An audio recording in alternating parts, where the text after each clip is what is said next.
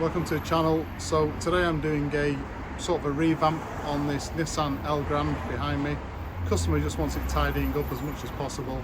Paintwork isn't in great condition. I've already done some measurements on the paintwork, so there's only a limited amount that we can do regarding paint correction, but we'll do what we can. Thought this would be a great opportunity to put a video on the channel of how I go through a full detail on a motorhome, especially a motorhome that's been sat for a little while.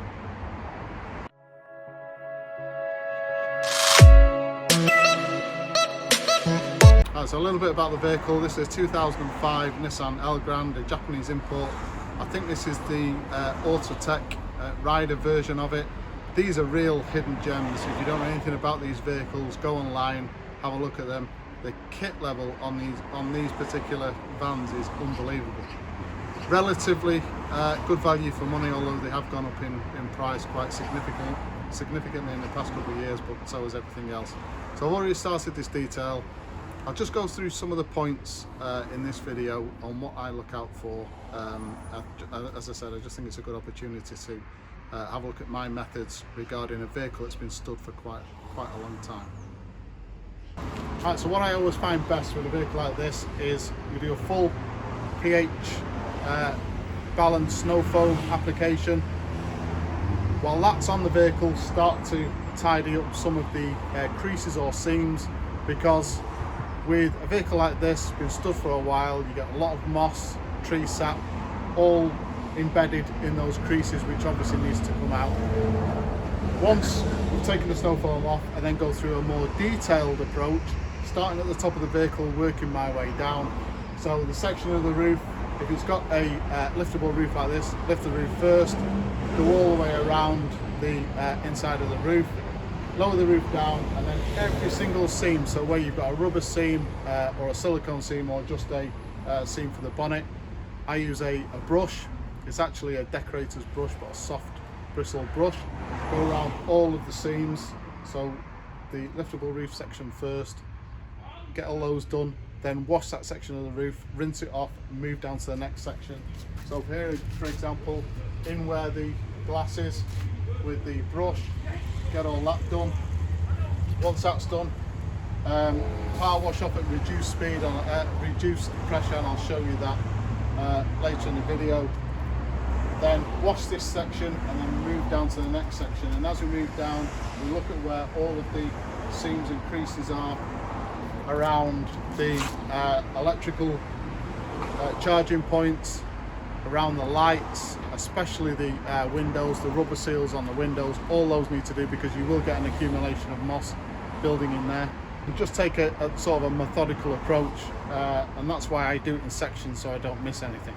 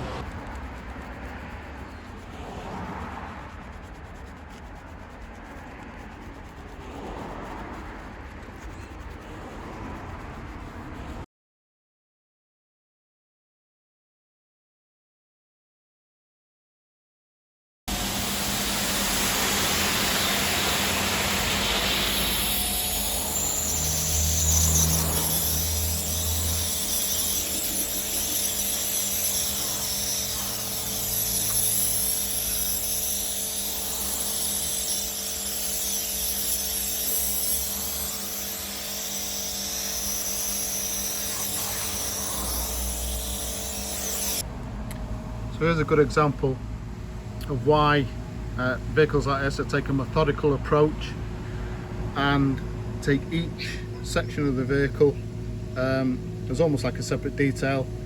So this is just the moss build-up around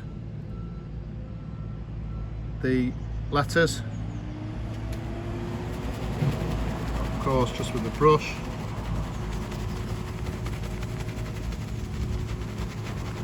We'll just get that out.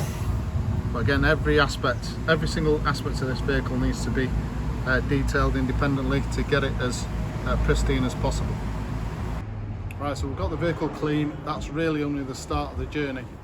It gives us an opportunity now to make a full assessment of the paintwork, because we're going to hopefully carry out some paint correction on this vehicle to improve the look of it even further.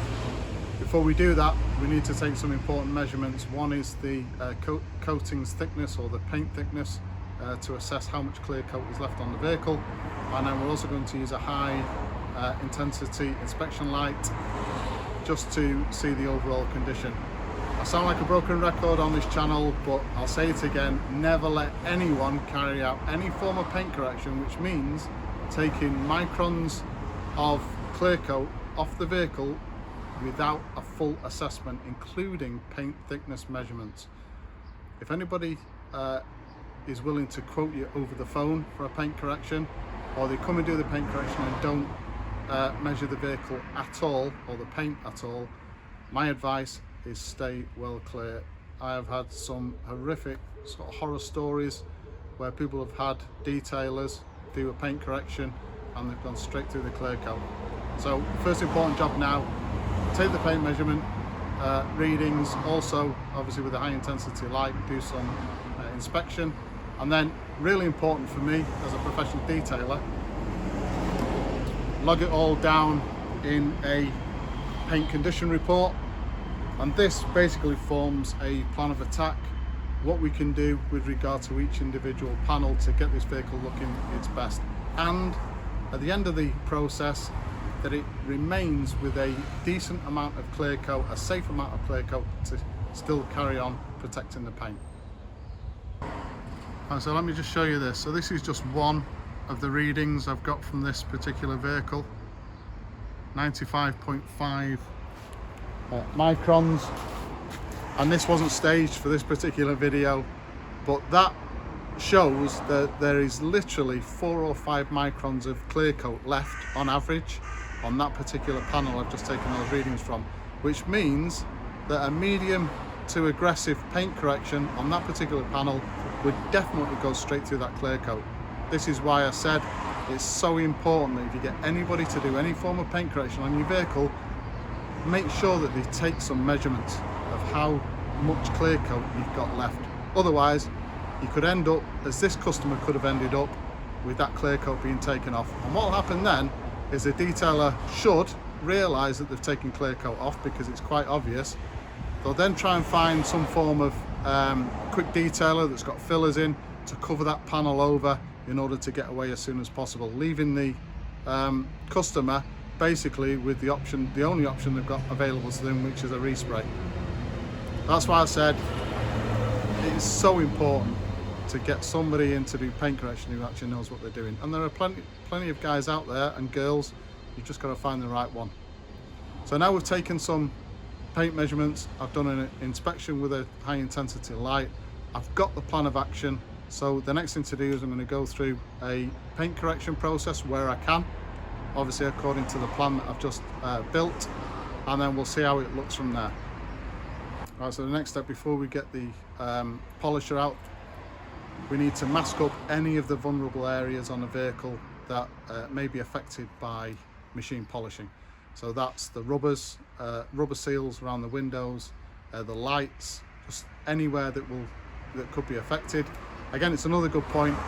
If you get someone in to do paint correction on your vehicle, and you're lucky enough to be able to see the process, and they don't mask up these vulnerable areas, you might be in for a rude awakening, because if that machine polisher gets onto especially rubber on an older vehicle where the rubber has started to deteriorate, you'll get a white film forming over the top of the rubber, and if that's left, for even 10 or 15 minutes in direct sunlight, almost impossible to get out. And what will happen then is you'll have to have some form of correction process where that rubber actually has almost like a paint finish put over the top, which won't last. So the minute that detailer disappears, 2 or 3 months, the rubber will go white again and you'll have to have that process done again. So again, another thing just to point out and to be mindful of, make sure that the masking up process within paint correction is done and it's done correctly.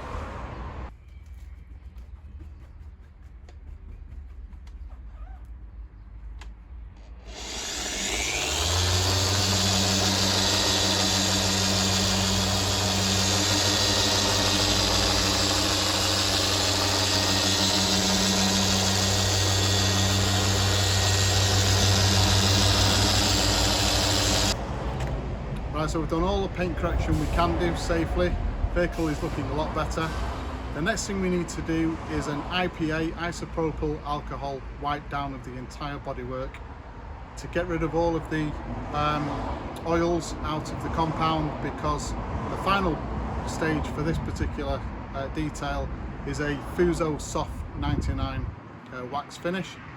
And in order to ensure that the wax lasts a long time, we need to create a really clean surface for the wax to bond to the paintwork. So IPA wipe down, then Fusso Soft99 wax application.